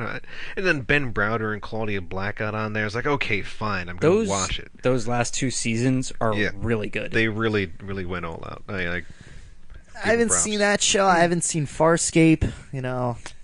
He keeps pointing to stuff. I haven't watched the films that I borrowed from you. No, I was pointing to the giant box set of they have the Stargate up thing. there. But you don't have any Farscape up there. But you don't No, have but an I do actual have all Stargate. Farscape. Okay, all right. I got a Stargate right there. That's a mirror. No, It's a mini Stargate. It's like the one that that alien built in that one episode. yeah. What was his name? He came back as a kid. Yeah. I don't remember. I don't know. And I'm then- just thinking of that Then scene. that kid had like some brain problem because it was just way too much information, and he died later on. It was Yeah, because Samantha Carter's guy, he came Yeah, back he as had a a kid. crush on her. Yeah, I'm just thinking of that scene in Live Free or Die Hard when John McClane goes into the hacker's room with the other guy, and he's like, "You brought a cop into my command center," and Bruce Willis is just like, "Command center? It's a basement." He's like, "It's a command center." So we're in the gosh. Thinking Liberty Command Center here. And we were talking about the rally to restore sanity and or fear and or fear. that was down there in the Washington, D.C. And I don't know. I wasn't that impressed. I watched Jon Stewart's speech, and it sounds like he's kind of, which is common, of course, bringing together the concepts, on the one hand, of rationality and reasoned discourse and clear thinking with political moderation, being moderate, together, which I think is a dangerous mix because what is the moderate government doing? It's killing people, breaking things, stealing stuff, making life harder in general. And I think we should be radicals. We should be extremists. We should be extremely against the current system. What about the moderate government of Sweden? They're not doing those things. They would if they could, and they're still taxing people, and they're still participating in a global economy that's built on, exploitation and subjugation. So am I. So are you. But we're not forcing other people to. Not yet. When Darien becomes president, things will be different. And Darien eventually will just eliminate all this old anarchist stuff from his past. And he'll, he was youthful indiscretion. Then he'll run for some council seat or something. And then he'll go from the council seat to the local Congress. And then from the local Congress, he'll start out, as some mayor of some town. And then from mayor of some town, he's going to go for governor immediately because he's got a lot of money for some reason. And then after that... Because of the cocktopus, our eight-cocked octopus. Yes, he ate the We actually cocktopus. never established how many cocks he has. I guess it would be 8. But maybe he has a regular penis in addition to his penis tentacles. It's mostly puss. It's not a lot of cock. And then so what happened was then he goes from just mayor and governor to president. So congratulations, future president, Mr. Warden.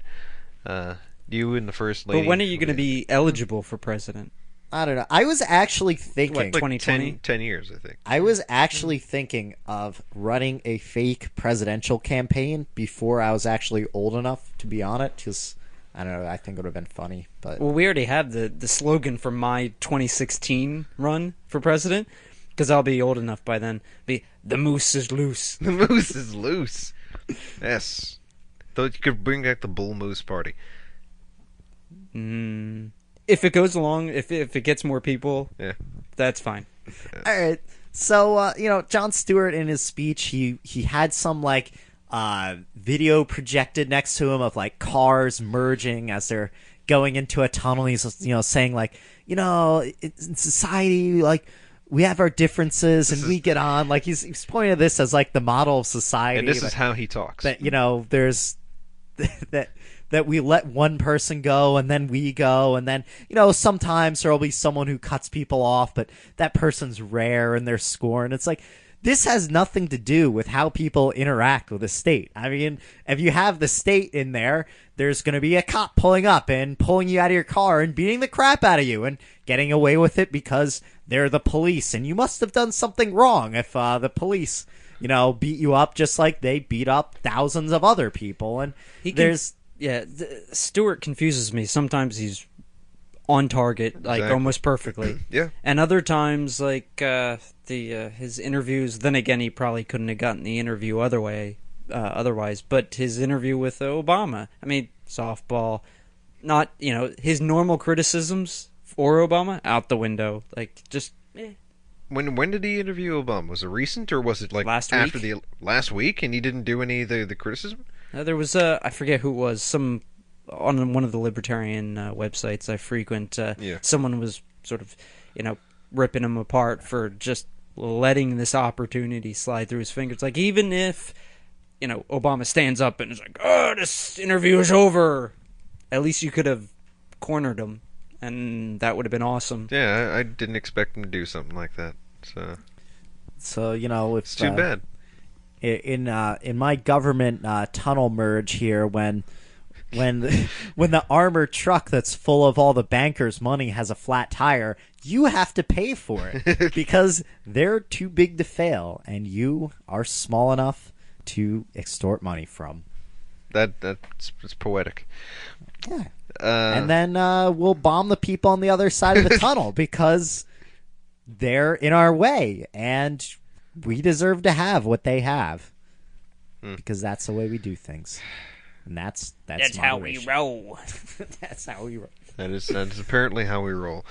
Yeah, I wanted to go to the rally. I didn't get to go to the rally. It's too bad. But yeah, I hear I had that the it was opportunity to go, but I had a Halloween party to go to. Okay. Yeah. I also had better things to do. But if you were there, I was give at us a work. call. Tell us what things look like on the ground to you, and you can be on Thinking Liberty. You can call 919-88-NO-GOV. Is that the... Indeed. Indeed, and Thinking Liberty on Skype? Do we really want people to call in? I do. You do. All right. I'm like, yeah, I could take it. Especially if they're pranks. I mean, Oh. if they're pranks and they're good pranks, that's very entertaining. I want Bosco to call in from the trail. Be like, guys, I'm I'm freezing. freezing. This was the only number I could remember for some reason. And we'll be like, ah. Loser. Is your cell phone dead yet? Is it dead yet? Is it dead yet? Oh gosh, you guys are the greatest. Well, he's Yeah. got one of these like crazy single person tents that can go down to like, I don't know, negative 20 degrees and he'll still be sweating inside. So Is he with the Max, though? Or is he by himself? I don't believe so. I looked at his packing list and it didn't include dog. So, Okay. but it was like 50 pounds worth of junk. Is Meg gonna be there? No, Uh, no way. too Solo Bosco. Yeah, well, we wish him the best. And we'll make sure to ask him all about it next week. Bosco's Yeah. Camping Misadventure. I like Meg. The creepy thing is that she almost looks and sounds and acts like Meg Griffin. She just doesn't have that cap. Oh gosh. She had a good robot costume, though. I guess it's going to be her permanent Halloween costume. She's got this robot outfit, and she's going to advance it every year, make it a little bit better. She needs to work on the shoulders this year, for next year, and give her more flexibility in the arms. I think she should talk to Ray Kurzweil about that. All right. He's going to upgrade it to be a real robot. That every year it gets a little bit better. It's going to get exponentially better with time. So. All right, so so what let- else do we got? let's get into some serious news here for a second. Serious news. Now, across Europe, particularly in Greece, to some embassies, there was a series of mail bombs. A lot were sent to embassies. Rather than female bombs? I was thinking that exact same thing. Said mail. There were postage, package, shipping bombs. They were sent You're thinking about some mail packages. embassies. And one was addressed to the Chancellor of Germany, I believe. And it's at least so far in news reports, they're saying that it's likely a far left group, possibly anarchists, which, there's certainly been a much more militant struggle in Greece than in other parts of the world. So, Were you behind this? yes. I called in. I was like, let's send stuff in Greece because I lead the conspiracy.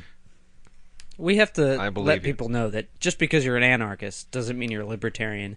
And it doesn't mean that we all, even if you claim to be a libertarian, it doesn't mean we have all the same ideas on how to get there. Darian is a far well, left anarchist. the, not in Europe. Well, I mean, I don't think that certainly in America that would promote that would be good for any kind of libertarian movement to do things like this. Yeah, it's just all kinds of epic fail. I'm not really sure about how the situation is in Greece, how that's going to be viewed, and what's going to come of it. But it's something that we should be aware of what's going on elsewhere in the world. So I don't think it's a good course of action to engage in, though. It's you run the risk stereotype. Well, you run the risk of harming people who really shouldn't be harmed when you do things like this. So if things get desperate, that's one thing. Certainly here in the States, I don't think they're that desperate. So we'll see how things develop, and that's one reason why it's good to get bill alternatives, so we don't get into a desperate situation where we need to be bombing stuff. You have things to fall back on. So I think that's really good reason to be looking into alternate ways of doing things, and reducing people's dependence on the state and the system as it is, and just kind of making it irrelevant or neutralizing its capacity to do harm. Eating it away from the inside and then letting it collapse as it rots. Sort of like a pumpkin after Halloween. It's been sitting there too long, and all of a sudden you like look at it, and it's kind of darker orange than you thought it was supposed to be, and then it just collapses on itself, and it stinks real bad. Yeah, like that. That's kind of like what the state is. It does. It's not as good as it looks, I suppose. Laura, do you have anything to add? I mean, I see. What were we talking about? We're talking about the state and how it's actually kind of rotten, and it doesn't do. Oh. It Like has a the, good the appearance. pumpkin on the reference, outside. right? Yeah. Did you say pumpkin? Yes, we did. How's this? A little way. Too close. I never know how to hold the microphone. They're thinking about the other night. Sorry. When? Like last month? I don't have to tell secrets here. No one knows. Okay. So continuing. Yeah. What did you want to say then? I was more concerned about the cats licking yeah. Darian's water I bottle. pointed what's that out up to with Darian. They're just being bastards They're tonight. curious. They're cats. What do you think they are? Jerks. Gotta She doesn't sniff like stuff. the cats tonight. For I'm some getting the reason. shotgun out tonight. The cats didn't do anything that bad. Okay. It's just, I invite all of our listeners to come to our studio to see what they did. it's just wood. It's wood. That's all right. They'll be fine. He just likes saying wood. It was an excuse for him. Wood. Wood. What would you do? So what else do we have? Well, I believe the Supreme Court is debating a video game law. games. Yeah, this is interesting. I was reading some of the back and forth between the justices and the attorneys, and it's hard to gauge. I think it's going to be ruled against the state of California. So what's going on is California has a law that basically says that if you are a store owner and you sell a quote unquote what is it, violent, but it's there's an adjective, what's the word? Is it like depraved or something with no artistic merit? I don't remember. Yeah, that's not the word, but in any case, No redeeming value. degenerate maybe, degenerate Degenerate? violence, whatever. That's in my it- favorite kind. In any case, if it has this and you sell it to a minor, then you can be fined a whole bunch of money. And someone sued GameStop, or a local place sued. It's gone up to the Supreme Court, and now they're judging the merit of the law and whether or not you can ban a particular form of media for a particular form of violence. And Sotomayor and Ruth Bader Ginsburg. and Stevens, they were all really ripping both sides, trying to figure out, like, well, is California going to apply this to movies, to images, to TV, etc.? Because if you're saying that this form of violence, and it was human violence only, which was brought up at one point, they said, well, if you put pointy ears on a human character and call him a Vulcan, is suddenly not illegal? And yes, this law only applies to humans. Are you saying Vulcans aren't humans? I mean, They got Obviously, green Vulcans blood. are not How human. could? Of They course, come they're not from the human. planet Vulcan. They don't look human. They don't act human. so no artificial intelligence will ever be human then. Right. Well, this is according to the California violence video game law. So in a strange thing with violence and America, it seems that violent things are a lot more tolerated here than sexual things.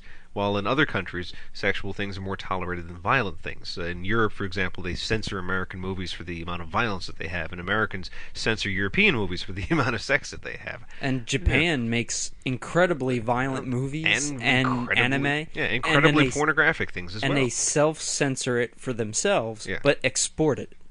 Yes, it's a weird It's and really interesting.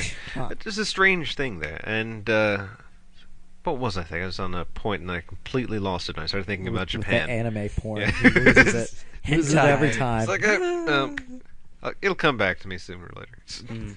But in any case, it's I recommend anyone who's interested in that kind of thing to check it out. They've got a transcript up, and people have summarized some of the quotes and statements made by people. California doesn't appear to have much of a case. Every time the justices ask them to clarify what exactly, how is it that if this law is going to be applied, it has to be applied in a way that the people who need to follow it can understand it without guessing or having it come about after the fact. Because right now, what happens is you publish a game, then someone says there's a problem with it, and then then the state steps in. Well, the Supreme Court's not going to allow something like that. They want it to be explicit. They should be able to judge before they make the material that it's such. And the practical issue is that's not possible. And every time that a case has come up with similar types of vague requirements for vulgarity or whatnot, they usually get shot down, or they get turned into that whole community standards thing. Okay, now putting aside the whole question of whether government should have this law, because obviously as anarchists we don't want that, do you think that violent video games are bad for society in general?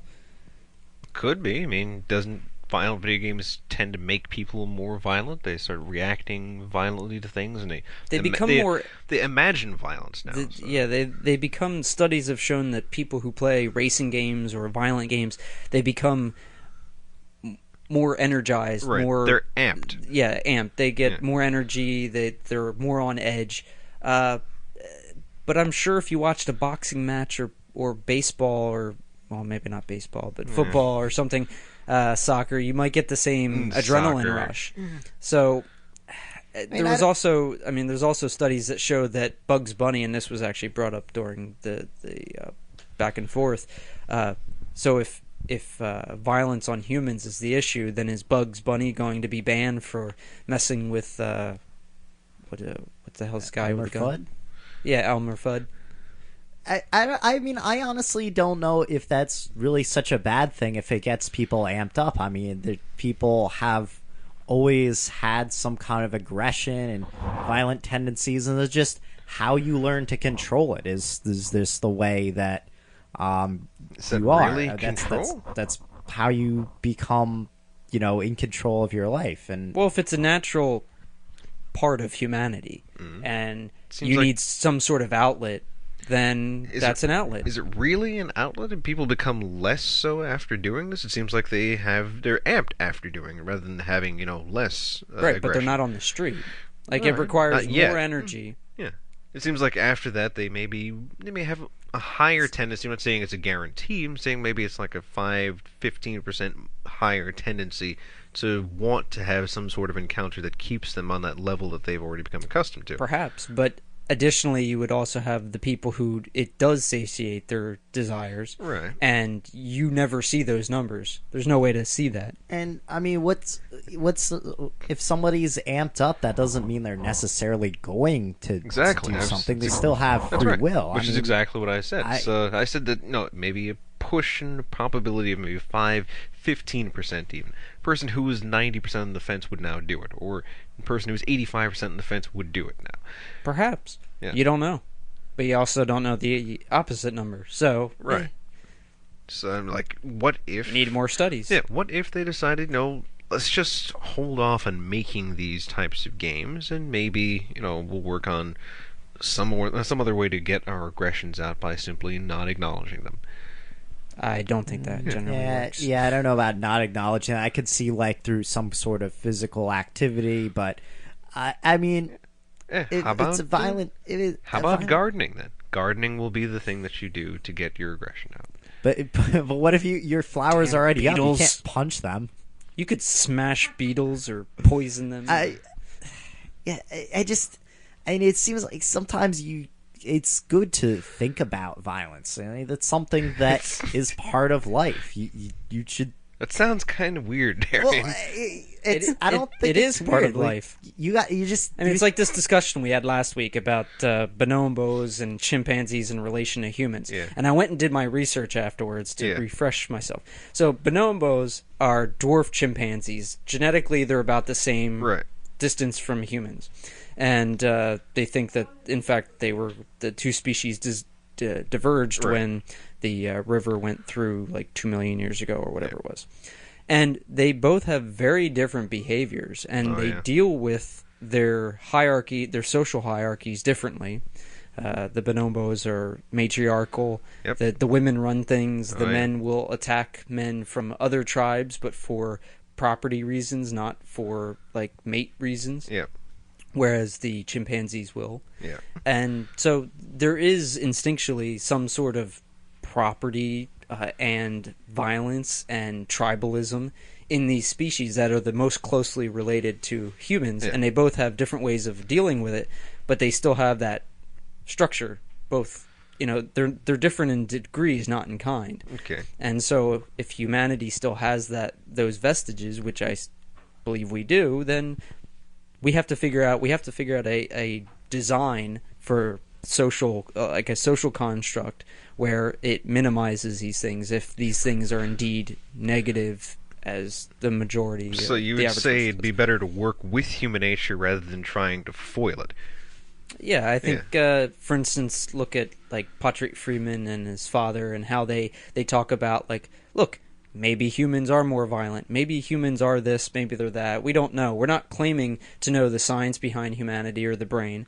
But regardless of what those values are or what our inclinations are, a lot of this is about the system in which we reside in, the things in which we take for granted and don't take for granted, and how we interpret certain things and other things, and let a thousand flowers bloom. And with regards to governing, I guess was what the whole idea of seasteading is, right? So you allow everyone to try every sort of government they can possibly try, and eventually, just like the ideas of survival of the fit or the fittest, we'll get to a governing setup that is more optimal. Right. Whether that's anarchistic or panarchistic, we'll see. But we have to at least lower the barrier to competing ideas in the form of human governance and social interaction. Absolutely.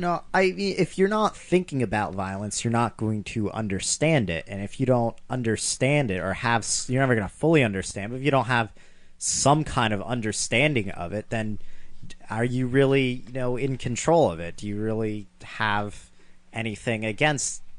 Is there really any way that you can prevent something that you don't understand? So that's why I think that what if you thinking could about just eliminate violence is.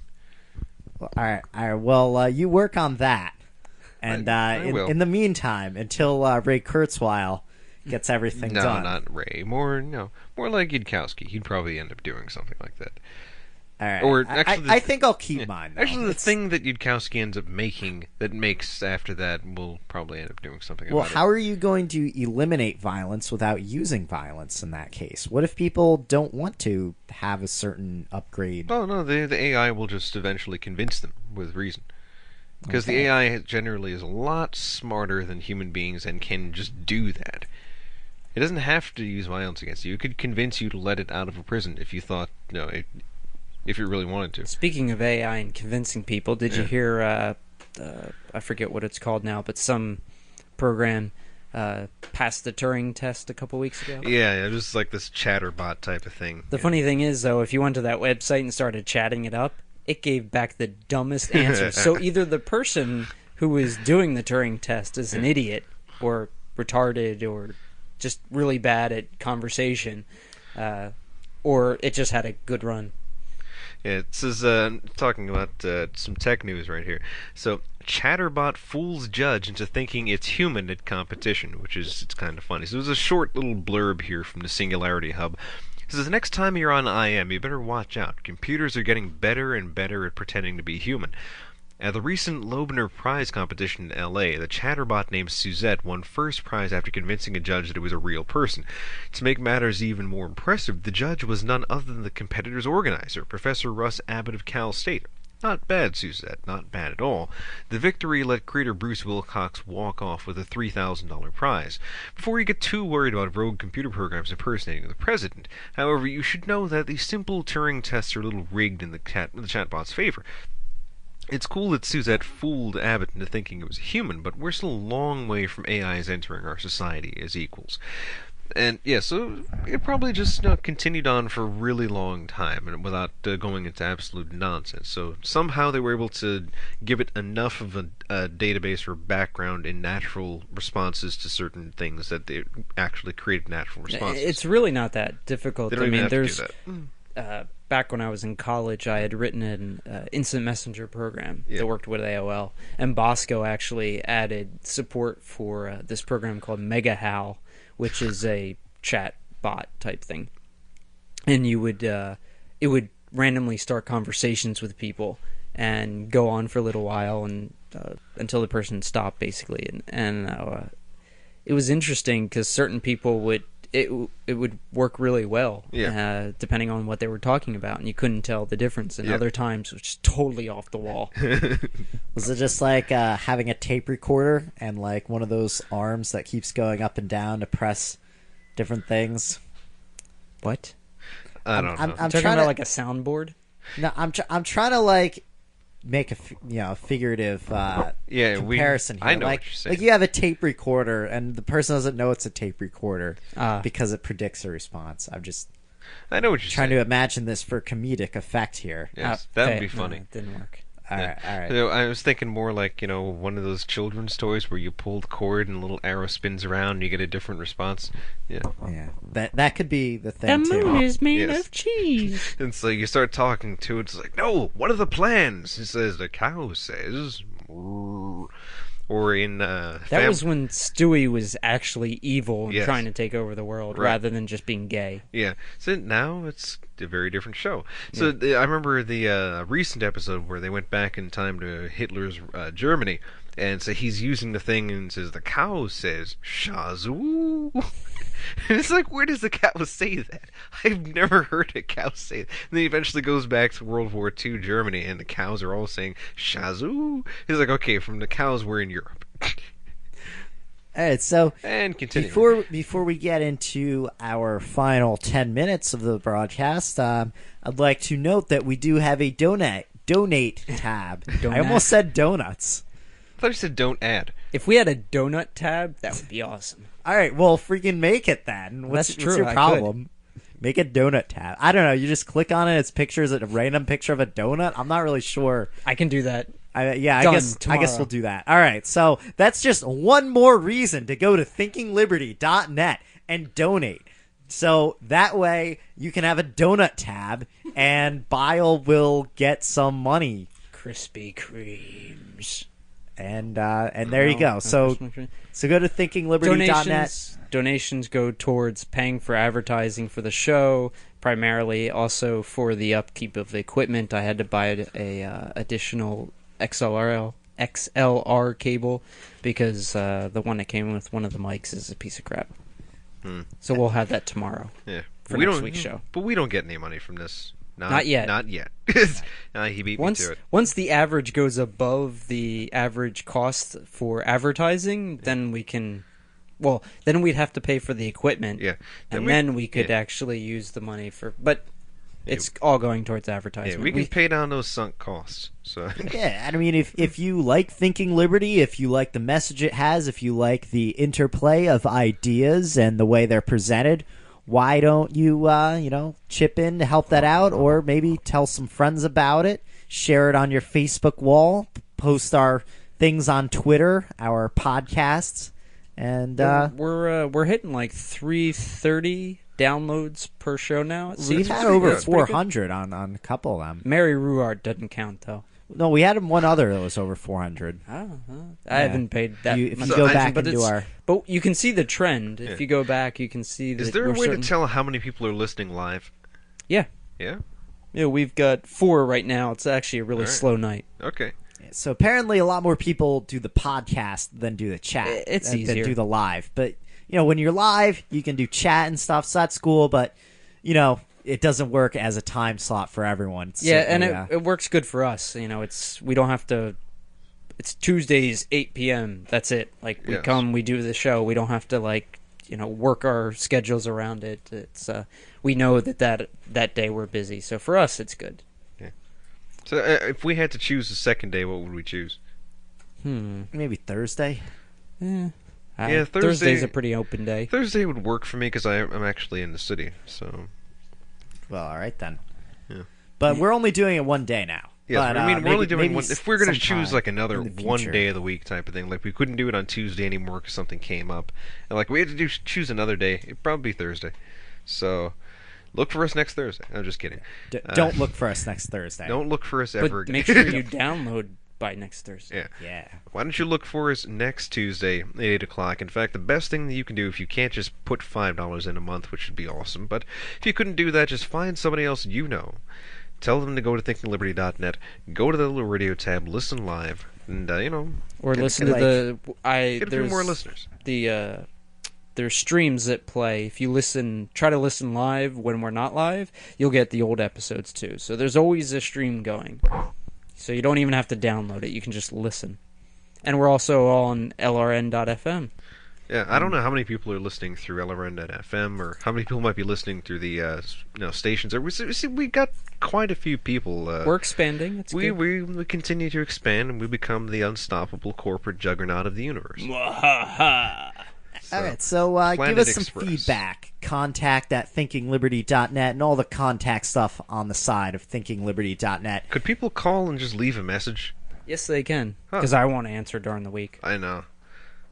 Now, on our November 9th show, we're going to have Adam and Pete of Liberty on Tour. Now, we had them before, actually, this was like the first stop of Liberty on Tour. Yep. But I guess they're done with it now. Yeah, they just finished up. I think they're going to be heading out next week, coming back to New Hampshire, I believe. And they want to come on the show again. No, not physically, but They'll give us a recap and some lessons learned, so it should be a good show. Hearing Adam and Pete, they're two fantastic activists, great at outreach, and I'm sure we'll learn a lot from their experiences on the road on libertyontour.com. So, speaking of governments and violence, Jonah Goldberg, a columnist, has asked, why isn't Julian Assange dead? Is he asking that and it's like, kind of like, you libertarians are wrong, the government's not all that bad kind of thing? Or is he saying it in... The way a lot of the article was actually like, well, let's see, why isn't he dead? He's done these things that government doesn't like. If government's this powerful, blah blah blah, and then he answers, well, it wouldn't be in the interest, someone who's that far in the media, but who's that high profile to do, it'd be hard for them to do it and be okay in public opinion. But I mean, just the way he has this thing, I think he's really asking a leading question. Like, come on, like, you can't take this guy out. You're doing nothing about this guy, and they probably are not doing nothing. They've probably tried to discredit him, and that's what make it harder for WikiLeaks to exist, and probably try cyber attacking the site. And I think that's what they going on. recently moved some of their servers off of Amazon S3 stuff that was hosted in the United States. I know they're hosting it in Sweden. That makes more whatnot. sense to put it in Sweden. But I know Julian Assange personally is like using aliases wherever he goes. He won't come to the U.S. He's traveling constantly. He doesn't have anything that he can't carry on his person. So sounds to me, if these reports are accurate, that personally his life is pretty shitty. Well, I guess mission accomplished then. Well, I mean, it's the reason why Assange isn't killed, because he's very good at what he does, and despite all of the outrage from people saying he should be like hung for treason, even though he's never even been an American citizen. I'm not sure who's he's treasoning against there. Treasoning. But there's who he's betraying. I know Okay. the word. I just thought it was funny. But It was. I will give it a 1.5 laughs. all right. So, yeah, I mean, the government, they obviously don't like what this guy's up to. You always see reports about how he's being very secretive and having a very shadowy life, and it's obvious that it's for security reasons. And I think it's actually an interesting question of how Assange is able to use both publicity and secrecy. You know, he lives kind of secretively. You know, he doesn't announce public appearances. He's meets the media in kind of hushed tones. He doesn't have a huge presence, but he's also very public in that people know who he is, people know what he looks like, and he has the public, at least a large section of the public, behind him enough that it's hard to actually move against him. So at the same time, he's both public and secret, and I think it's very interesting how he's able to use that for his personal security. So do we have any more tech news? We had a couple minutes left here. Google's suing the federal government. Just like Bile did. Bile is an American hero, so everyone should know this now. He's won outside of the Supreme Court, but it would have gone all the way, and they would not have stood a chance. And so Bile beat them before that, and we know that now he is the greatest American hero. I wanted to say that. In this room, at least. Yeah. Okay, really quick tech news. Wake Forest Lab creates first liver using human cells. They've actually created a liver, that organ that you can't live without, hence the name. So you really need one of those. Small one, though. Yeah. And Not fully it's functional. pretty, Yet. Bile's not impressed. Not yet. It's pretty amazing, because eventually they will be able to just grow you a new liver. That's pretty awesome, growing organs. Drink yourself into oblivion and start again. Exactly. Well, I'm sure they could grow other organs. As you get older and as medicine keeps you alive longer, eventually some part of your body is going to fail, and here's, a way to help that along. I imagine getting a transplant, of course, is going to be very, traumatic on the body, but some people are born with conditions. What if they just, started with a cell, injected it into you, and had the cell grow into an actual liver? That could be pretty good. That sounds a little bit better. Sounds pretty good. Yeah. Bile, why is Google suing the federal government? We kind of just stopped paying attention to what you were saying there, but what's going on with that? So, hold on. So from Ars Technica, Google has set its sights on the business of the United States government, much to the dismay of the government. The company filed a lawsuit against the Department of the Interior on Friday over its request for proposals and quotes for a system to handle messaging needs. The request stated that solutions had to use Microsoft Business Productivity Online Suite and required that a requirement that Google said is quote, unduly restrictive of competition. So basically, they've rigged the game. We want service X, but we have to. But the only way you can implement service X is by using Microsoft's product that does it. Even though there are plenty of other competing products out there that either meet or surpass the functionality or needs of the project. Well, are they going to be compatible and easy to train people on who've already know this system? Isn't that part of the bidding process? Perhaps. So they're making it a bogus bid if Microsoft is guaranteed, because then they're not competing over the service, they're competing over implementation or deployment, and so who can't deploy it? Well, lots of people, but I mean, Google has their own products that they want to sell, and they're just saying that by making it such that Microsoft must be the provider of the software, then what's the point of putting it up for bid? Microsoft is guaranteed a profit. Either way. All right, so it's been another 2 hours of Thinking Liberty. It's 10 o'clock here on November 2nd. We hope you enjoyed our podcast. Yeah. And I'm already starting to lose my command of the English language, so it's good that the show doesn't go on any longer than it does. You'll get a scotch. You'll be fine. So next week it's going to be a little different because daylight saving time is going to end, and so your time is going to be a little bit off. So just make sure you know time that. Anyway. I know. All right, so it's a sissy dimension. Another episode of Thinking Liberty. We had Tom Knapp on. Next week is going to be Liberty on Tour. So thanks a lot for listening. ThinkingLiberty.net. Go there and be free. Yeah.